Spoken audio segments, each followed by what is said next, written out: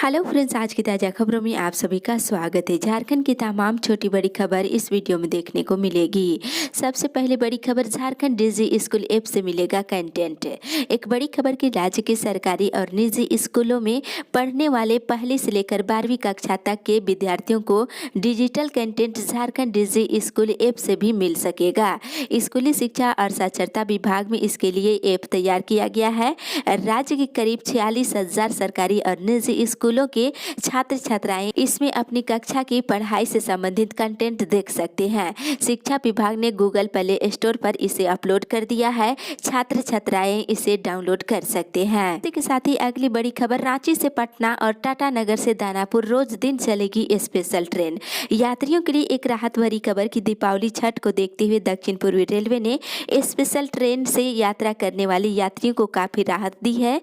रांची पटना, रांची पूजा special train और Tatanagar Danapur Tatanagar special train अब 10 नवंबर से हर दिन चलेगी। और वहीं 10 से बोकारो में रुकेगी 3 जोड़ी त्योहार स्पेशल ट्रेन। बिहार जाने वाली ट्रेनों का ठहराव बोकारो में होने से बोकारो वासियों को घर जाने में राहत मिलेगी। 10 से 30 नवंबर तक ट्रेनों के परिचालन को लेकर टिकटों की बुकिंग शुरू कर दी गई है। बोकारो रेलवे स्टेशन से जिन ट्रेनों से यात्री सफर कर सकते हैं, इसमें पटना रांची एक्सप्रेस और हटिया पूर्णिया ट्रेन है। 10 नवंबर से रांची हटिया से खुलेगी, जिसका ठहराव बोकारो रेलवे स्टेशन पर दिया गया है। और वहीं त्योहार स्पेशल हटिया इस्लामपुर यात्रियों के लिए 11 नवंबर से 30 नवंबर तक उपलब्ध रहेगी। इसी के साथ ही अगली बड़ी खबर, मौसम विभाग से राज्य में बढ़ी ठंड है। ठंड ने अपना असर दिखाना शुरू कर दिया है। कांकेर रांची का न्यूनतम तापमान 10 डिग्री सेल्सियस से नीचे चला गया है। अधिकतम तापमान 27.2 डिग्री सेल्सियस के आसपास रह रहा है। देश के पहाड़ी इलाकों में पिछले कुछ दिनों से बर्फबारी हो रही है। इसका असर झारखंड में भी दिख रहा है। न्यूनतम तापमान गिरने लगा है। इस बार दीपावली और छठ में भी ठंड बढ़ने की उम्मीद है और मौसम विभाग के अनुसार अगले कुछ दिनों तक तापमान इसी तरह रहेगा और न्यूनतम तापमान में 1-2 डिग्री सेल्सियस गिरावट हो सकती है। इसी के साथ ही अगली बड़ी खबर, झारखंड कोरोना अपडेट्स, मिले 203 नए मरीज। झारखंड में पिछले 24 घंटे के दौरान कोरोना के 203 नए मरीज मिले हैं। वहीं राहत की खबर ये है कि पिछले 24 घंटे के दौरान कोरोना से किसी की मौत नहीं हुई। वहीं पिछले 24 घंटे के दौरान बोकारो से 20, चतरा से 2, देवघर से 11, धनबाद से 15, दुमका से 2, पूर्वी सिंहभूम से 13, गढ़वा से 2, गिरिडीह से 1, गुमला से 6, हजारीबाग से 24, जामताड़ा से 5, खुट्टी से 3, कोडरमा से 3, लातेहार से 7, लोहरदगा से 6, रामगढ़ से 6, रांची से 60, साहेबगंज से 6, सरायकेला से 4, सिमडेगा से 1 और पश्चिमी सिंहभूम जिले से 6 नए मरीज मिले हैं। इसके साथ ही राज्य में कोरोना मरीजों की संख्या बढ़ करके 1,04,442 हो गई है। वहीं पिछले 24 घंटे के दौरान 298 लोग स्वस्थ हुए हैं। इसी के साथ ही अगली बड़ी खबर, शिक्षकों ने मांग को लेकर किया भिक्षाटन। झारखंड सहायक प्राध्यापक अनुबंध संघ के बैनर तले विश्वविद्यालयों के सहायक प्राध्यापकों ने अपनी मांगों को लेकर रविवार को मोराबादी में भिक्षाटन किया। आसपास के दुकानों में जाकर भिक्षा मांगी और उन्होंने कहा है कि यूजीसी की नियमावली के अनुरूप एक निश्चित मासिक मानदेय 57,700 रुपये प्रति माह मिलना चाहिए। इसे लेकर कई बार विश्वविद्यालय प्रशासन और सरकार से मांग भी की गई है। इसी के साथ ही अगली बड़ी खबर, जेटेट अंक निर्धारण में एकरूपता नहीं, जैक ने मांगा दिशा निर्देश। एक बड़ी खबर की झारखंड शिक्षक पात्रता परीक्षा की नई नियमावली बनाने के बाद भी परीक्षा नहीं हो पा रही है। वर्ष 2019 में शिक्षक पात्रता परीक्षा की नई नियमावली बनाई गई थी और नियमावली में किए गए अंक निर्धारण के प्रावधान को लेकर जैक ने शिक्षा विभाग से दिशा निर्देश मांगा है, लेकिन अभी तक कोई जवाब नहीं दिया गया है। दिशा निर्देश की आस में शिक्षक पात्रता परीक्षा प्रक्रिया शुरू नहीं हो पा रही है। इस संबंध में शिक्षा विभाग ने जैक को पत्र भी भेजा, लेकिन शिक्षा विभाग के द्वारा जैक को परीक्षा लेने के लिए पत्र भेजे जाने के 1 साल के बाद भी प्रक्रिया शुरू नहीं हुई है। इसी के साथ ही अगली बड़ी खबर, बेरोजगारों को रोजगार दे प्रबंधन। सियाल कैंटीन में रैयत विस्थापित प्रभावित मजदूर मोर्चा की बैठक रविवार को हुई और बैठक में सियाल खुली खदान में बेरोजगारों को रोजगार दिलवाने और मोर्चा के विस्तार पर चर्चा की गई।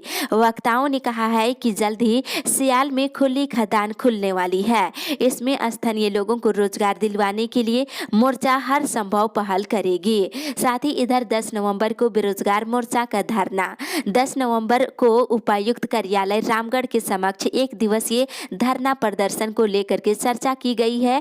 धरना में ट्रैक्टर मालिक और किसान अपना ट्रैक्टर लेकर उपायुक्त कार्यालय के समक्ष पहुंचेंगे और बड़का गांव विधायक अंबा प्रसाद के खिलाफ नारेबाजी की और कहा है कि विधायक के इशारे पर क्षेत्र के ट्रैक्टरों को प्रशासन की ओर से पकड़ी जा रही है। इसी के साथ ही अगली बड़ी खबर, कैबिनेट की बैठक आज, कई महत्वपूर्ण मुद्दों पर होगी चर्चा। झारखंड सरकार की कैबिनेट की बैठक आज होगा। इसमें झारखंड सरकार कई बिंदुओं पर कई बड़े फैसले ले सकते हैं। प्रोजेक्ट भवन में होने वाली बैठक की अध्यक्षता मुख्यमंत्री हेमंत सोरेन करेंगे और बैठक में राज्य के विकास से संबंधित महत्वपूर्ण बिंदुओं पर चर्चा होने के बाद फैसला लिया जाएगा। और साथ ही पारा शिक्षकों और अनुबंध कर्मियों की सेवा स्थायीकरण और वेतनमान को लेकर के भी चर्चा होने की संभावनाएं जताई जा रही है। इसी के साथ ही अगली बड़ी खबर, छठ से पहले अंतर्राज्यीय बस चलने से भारी राहत। एक बड़ी खबर की वैश्विक महामारी कोविड-19 काल में लगभग 8 महीने के बाद अंतर्राज्यीय बस परिचालन शुरू होने से शहर के प्राइवेट बस स्टैंड में फिर से रौनक लौटने लगी है। नई व्यवस्था में अब बस में नियम का पालन करते हुए सीट पर क्षमता के अनुसार यात्री बैठाकर परिचालन होगी, जिससे बस संचालन यात्रियों को भी बस किराए के मामले में राहत मिली है। सरकार के निर्देश पर रविवार से बिहार प्रदेश के पटना, भागलपुर, पीरपैंती, पश्चिम बंगाल प्रदेश के कोलकाता के लिए अंतर्राज्यीय बस सेवा शुरू हो गई है और पटना, कोलकाता, भागलपुर, पीरपैंती जाने के लिए बस सेवा शुरू होने से यात्रियों में खुशी का माहौल देखा गया है। इसी के साथ ही अगली बड़ी खबर, महिला इंजीनियरिंग कॉलेज सामान्य डिग्री कॉलेज बनेगा। एक बड़ी खबर की झारखंड सरकार रामगढ़ महिला इंजीनियरिंग कॉलेज नहीं चलाएगी। हाल ही में 150 करोड़ की लागत में इसका निर्माण किया गया है। रघुवर सरकार की इस फैसले को पलटने के लिए राज्य सरकार ने प्रस्ताव तैयार किया है। यहां अब सामान्य डिग्री कॉलेज चलाने की योजना है। उच्च और तकनीकी शिक्षा विभाग की ओर से तैयार प्रस्ताव में कहा गया है, केवल महिलाओं के लिए इंजीनियरिंग कॉलेज चलाने की सांघिकता नहीं है। इसकी जगह सह शिक्षा वाले संस्थान चलाए जाने चाहिए और नए भवन में डिग्री कॉलेज का संचालन उचित बताया गया है। इसी के साथ ही अगली बड़ी खबर, किसानों को 80% अनुदान पर मिलेगी कृषि उपकरण। एक बड़ी राहत की खबर की इस बार कृषि विभाग के यांत्रिकरण स्कीम का लाभ किसानों को व्यक्तिगत स्तर पर भी मिलेगा। पहले इस स्कीम का लाभ केवल महिला स्व सहायता समूहों को दिया जाता था। इस बार कृषि विभाग ने इसके स्वरूप में बदलाव किया है। इसके लिए 25 करोड़ रुपए का प्रावधान किया गया है।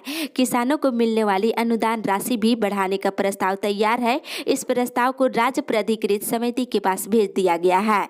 फिलहाल विभागीय मंत्री के पास स्वरूप में हुए बदलाव को अनुमोदन के लिए भेजा गया है। महिला ग्रुप को दिए जाने वाले उपकरण में 80% अनुदान का प्रस्ताव दिया गया है। इस बार इसमें छोटा ट्रैक्टर देने का प्रस्ताव शामिल किया गया है। इस स्कीम के तहत 25 करोड़ रुपए के पंप सेट वितरण की योजना है और इस स्कीम का लाभ लघु, सीमांत और कोई भी किसान ले सकते हैं। इसी के साथ ही अगली बड़ी खबर, स्पेशलिस्ट डॉक्टरों की नियुक्ति को लेकर मेधा सूची जारी।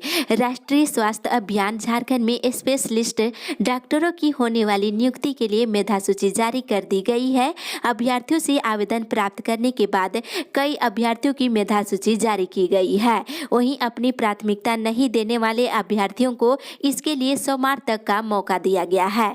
नियुक्ति पत्र और पदस्थापन के लिए आदेश अलग से जारी किए जाएंगे। हालांकि जितने पदों पर नियुक्ति के लिए आवेदन मांगे गए थे उतने आवेदन नहीं मिले हैं। इसी के साथ ही अगली बड़ी खबर, माओवादी मना रहे खूनी क्रांति सप्ताह, अलर्ट जारी। एक बड़ी खबर की भाकपा माओवादियों के द्वारा खूनी क्रांति सप्ताह मनाया जा रहा है।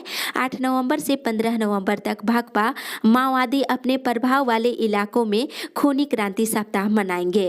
इस दौरान माओवादी किसी वारदात को अंजाम न दे, इसके लिए विशेष तौर पर राज्य के सभी जिलों के एसपी को अलर्ट जारी किया गया है। राज्य पुलिस मुख्यालय ने सभी जिलों के एसपी को माओवादी गतिविधियों को लेकर विशेष सतर्कता बरतने का ऐलान किया है। इधर गुमला के घाघरा थाना क्षेत्र के उग्रवाद प्रभावित क्षेत्र तेंदार में विलुप्त प्राय आदिम जनजाति के पारा शिक्षक सहित 2 लोगों की हत्या कर दी गई है, जिससे घाघरा गुमला में अभी सनसनी छाई हुई है। इसी के साथ ही अगली बड़ी खबर, बिल नहीं देने वाले 10 गाँवों का कनेक्शन कटा। गिरिडीह जिले के देवरी से एक बड़ी खबर, बिजली विभाग के कर्मियों ने बिल जमा नहीं करने वाले 10 गाँवों के उपभोक्ताओं का रविवार को विद्युत कनेक्शन काट दिया है, जिससे गाँव में अंधेरा पसर गया गया है। कर्मियों ने बताया है कि विभाग के एसडीओ मनोज कुमार के निर्देश पर बिजली का बिल जमा नहीं करने वाले गाँवों का विद्युत कनेक्शन हटा दिया गया है। बताया गया है कि बिजली बिल जमा नहीं करने पर पसराटाड़, बज्जूगंदा, फुलनाडीह, अंसारी टोला, सिगनाटाड़ और पंडित टोला, पतालडीह और जटाहा, राय टोला और पतरवा ऐसे कई गांवों का बिजली कनेक्शन काटा गया है। इसी के साथ ही अगली बड़ी खबर, कर्मचारियों के बच्चे को उच्च शिक्षा भत्ता देगा रेलवे। एक बड़ी खबर की रेल कर्मचारियों के बच्चों को उच्च शिक्षा के लिए प्रतिवर्ष 18,000 रुपये भत्ता मिलेगा। दक्षिण पूर्वी रेलवे ने 2 दिन पहले ही इसे लेकर के आदेश जारी किया है। इसके लिए चक्रधरपुर, रांची, आद्रा, खड़गपुर रेल मंडल के कर्मचारियों को 26 नवंबर तक विभाग स्तर से आवेदन करना होगा। रेलवे स्टाफ बेनिफिट फंड से कर्मचारियों के सिर्फ बच्चों को उच्च शिक्षा के लिए आर्थिक मदद मिल सकेगी, लेकिन उच्च शिक्षा भत्ता का लाभ सिर्फ तृतीय और चतुर्थ वर्गीय कर्मचारियों के बच्चे को देने का प्रावधान है। इसी के साथ ही अगली बड़ी खबर, राज्य की अदालतों में 26 को सर्विस लोक अदालत। एक बड़ी खबर की संविधान दिवस के अवसर 26 नवंबर को झारखंड विधिक सेवा प्राधिकार की ओर से 26 नवंबर को पूरे राज्य में सर्विस लोक अदालत का आयोजन किया जा रहा है। इसमें केंद्र और राज्य सरकार के रिटायर कर्मी और लोक उपक्रम के कर्मचारी अपने मामलों का निपटारा करा सकते हैं। कोर्ट में लंबित मामलों का भी इसमें निपटारा किया जाएगा। इसके लिए झालसा की टीम सरकारी विभागों और सार्वजनिक उपक्रमों के अधिकारियों के संपर्क में है। उनसे इस तरह के विवादों की सूची ली जा रही है। इसी के साथ ही अगली बड़ी खबर, पुरानी पेंशन स्कीम को लागू कराने को लेकर के काला दिवस। एक बड़ी खबर की national movement for old pension scheme के प्रांतीय समिति की बैठक रविवार को डुरंडा में हुई और बैठक में पुरानी पेंशन स्कीम को लेकर के विचार विमर्श किया गया है। इसे लागू कराने को लेकर के 1 दिसंबर को काला दिवस मनाने का निर्णय लिया गया है। इस दिन सरकार के नियम का विरोध भी किया जाएगा। इसके बाद 13 और 20 और 27 दिसंबर को बारी बारी से राज्य के सभी 24 जिलों में परिचर्चा का आयोजन किया जाएगा। कर्मचारी अब जल्द से जल्द पुरानी पेंशन स्कीम को बहाल करने की मांग कर रहे हैं। साथ ही अगली बड़ी खबर, ऑटो वाले कर रहे मनमर्जी। राज्य में ऑटो का परिचालन शुरू होने के साथ ही चालक नियम का खुलेआम उल्लंघन करने लगे हैं। चालक और यात्री बिना मास्क के ही सफर करते नजर आ रहे हैं। पुलिस की मौजूदगी में फ्रंट सीट पर यात्रियों को बैठाकर धड़ल्ले ले जाया जा रहा है। वहां मौजूद पुलिसकर्मी ना तो उन्हें रोक रहे हैं और ना ही उन पर कोई जुर्माना वसूला जा रहा है। यात्रियों से मनमानी किराया भी वसूला जा रहा है। अधिक किराया का विरोध करने पर ऑटो चालकों का कहना है कि किराया कम करने का ऑर्डर अभी तक हम लोगों को नहीं मिला है, इसलिए ज्यादा भाड़ा ले रहे हैं। इसी के साथ ही अगली बड़ी खबर, भू अर्जन घोटाले में अफसरों और कर्मियों पर होगी प्राथमिकी। धनबाद में हुए भूमि अर्जन घोटाले में आरोपी पदाधिकारियों और कर्मचारियों के विरुद्ध प्राथमिकी दर्ज कर कार्रवाई की जाएगी। वहीं धनबाद में आईएएस के विस्तार के लिए 3.02 एकड़ जमीन अधिग्रहण के मुआवजा में अनियमितता के मामले में भी 2 अफसरों पर प्राथमिकी दर्ज की जाएगी।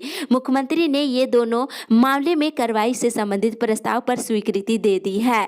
दोनों मामलों की जांच भ्रष्टाचार निरोधक ब्यूरो कर रहा है। इसी के साथ ही अगली बड़ी खबर, सरना समिति केंद्र सरकार को दिया चेतावनी, बिल कराए पास नहीं तो 6 दिसंबर को होगा चक्का जाम।